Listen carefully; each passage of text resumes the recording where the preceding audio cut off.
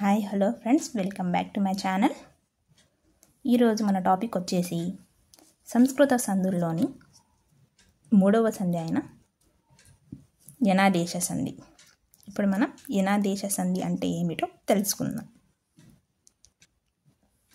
యనాదేశ సంధి అంటే ఈ ఊరులకు అసవర్ణ అచ్చులు పరమైతే యావరాలు ఆదేశంగా వస్తాయి. అంటే మనకు పూర్వస్వరంలో ఈ కానీ ఊ కానీ రు కానీ ఉండి పరస్వరంలో అసవర్ణ అచ్చులు అంటే ఈ 3 కాకుండా అని అర్థం. దీనికి బదులు వేరేగా ఒకవేళ ఈ ఊరులు సవర్ణ అచ్చులు అంటే అది సవర్ణ దీర్ఘ సంధి అవుతుంది కదా. ఇది అసవర్ణ అచ్చులు అంటే ఈకి ఈ కాకుండా వేరే అచ్చు రావడాన్ని అసవర్ణం అంటారు. ఇది ఫర్ ఎగ్జాంపుల్ ఈ అనే అచ్చు పూర్వస్వరంలో ఉండి పరస్వరంలో వేరే అచ్చు కనుక ఉంటే దాన్ని అసవర్ణ అచ్చులు అని అంటారు. అలా జరిగినప్పుడు మనకు సంధి జరిగి యా వా రాలు ఆదేశంగా వస్తాయి. మీకు ఉదాహరణలు చూస్తే అర్థమవుతుంది. ఒకసారి ఉదాహరణలు కూడా తెలుసుకుందాం. ఇక్కడ మనకి ఉదాహరణకు ఒక పదం ఇచ్చారు. ఏంటిది? అత్యవసరం. ఓకే, అత్యవసరం. ఇందులో మనకి 2 పదాలు ఉన్నాయి కదా, దాన్ని విడదీసి చూద్దాం. అతి ప్లస్ అవసరం. అతిలో మనకు ఈ అనేది వినిపిస్తుంది కదా. ఇక్కడ మనకి తాకి గుడి అని ఉంది అంటే ఈ అని అర్థం కదా. ఇక్కడ ఈ వస్తే అది సవర్ణం. మనకి ఇక్కడ ఆ వచ్చింది కాబట్టి అసవర్ణ అచ్చు కదా. ఈకి ఆ వస్తే మనకు సంధి జరిగి యా అనేది ఏర్పడింది.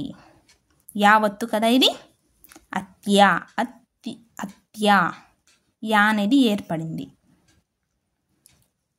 కదా. ఈకి యా అనేది వచ్చింది. అందుకే ఇది యనాదేశ సంధి. ఇంకా 2వ ఉదాహరణకి వెళ్తే అణ్వాస్త్రం. ఇందులో మనకి విడదీస్తే 2 పదాలు ఏర్పడతాయి. చూద్దాం. అణు ప్లస్ అస్త్రం. ఇక్కడ ఊ వచ్చింది కదా, కొమ్ము కదా. అణు ఊ వచ్చింది కదా. ఇక్కడ మనకి అసవర్ణ అచ్చు వచ్చింది పరస్వరంలో. ఇక్కడ పూర్వస్వరంలో ఊ ఉండి పరస్వరంలో ఆ అనేది వచ్చింది. ఇది అసవర్ణ అచ్చే కదా. అట్లా ఉన్నప్పుడు మనకి సంధి జరిగి వాగా ఏర్పడింది. కలిపినప్పుడు వా అనేది ఏర్పడింది కదా. మనకి పరస్వరంలో ఉంది కాబట్టి సంధి జరిగినప్పుడు మనకి వా అనేది ఏర్పడుతుంది. వావత్తు వచ్చింది కదా ఇక్కడ. అండ్ వా వచ్చింది కదా. కాబట్టి ఇది యనాదేశ సంధి.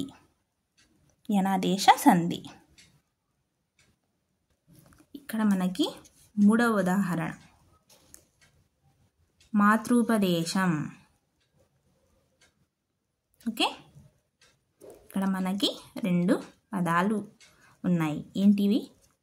మాతృ ప్లస్ ఉపదేశం.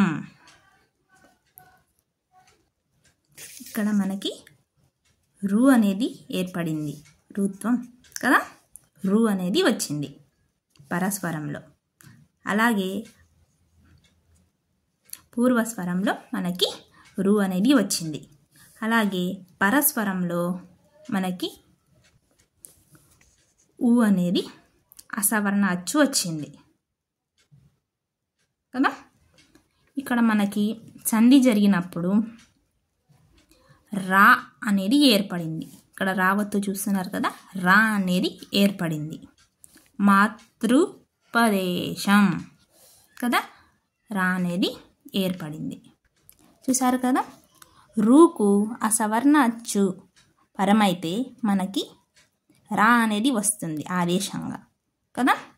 ఒకవేళ పూర్వస్వరంలో ఈ వచ్చి పరస్వరంలో ఆ సవర్ణ వచ్చినప్పుడు మనకి యా అనేది వస్తుంది, ఆదేశంగా వస్తుంది.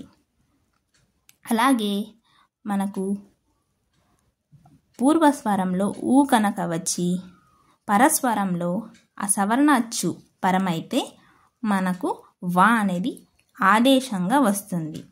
అలాగే రు మనకు పూర్వస్వరంలో ఏర్పడితే పరస్వరంలో రా అసవర్ణ అచ్చు పరమైతే మనకు సంధి జరిగినప్పుడు రా అనేది ఆదేశంగా వస్తుంది కదా.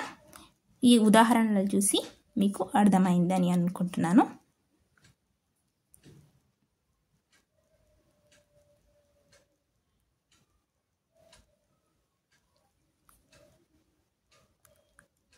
That's it for this video. If you like this video, don't forget to like, share and subscribe to my channel. Thank you.